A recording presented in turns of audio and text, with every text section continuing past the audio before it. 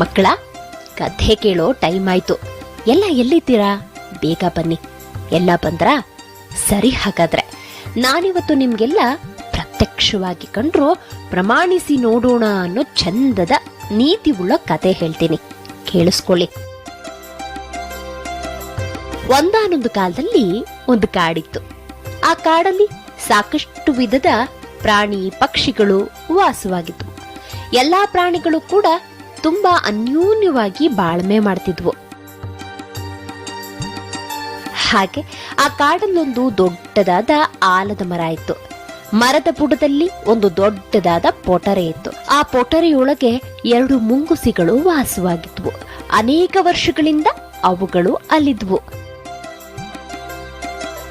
ಅದೇ ಆಲದ ಮರದ ಪಕ್ಕದಲ್ಲಿ ಒಂದು ದೊಡ್ಡ ಹುತ್ತ ಇತ್ತು. ಆ ಹುತ್ತದಲ್ಲಿ ಕಾಳಿಂಗ ಸರ್ಪ ಒಂದು ವಾಸವಾಗಿತ್ತು. ಅದಕ್ಕೆ ಒಂದು ಹೆಂಡತಿನೂ ಇತ್ತು. ಆ ಸರ್ಪಗಳನ್ನ ನೋಡಿದ್ರೆ ಎಲ್ಲಾ ಪ್ರಾಣಿಗಳು ಭಯ ಪಡ್ತಾ ಇದ್ವು ಮಕ್ಕಳ. ಹಾವು ಮುಂಗುಸಿ ಅಂದ್ರೆ ಪರಮ ಶತ್ರುಗಳು ಅಂತಾರಲ್ಲ ಮಕ್ಕಳ.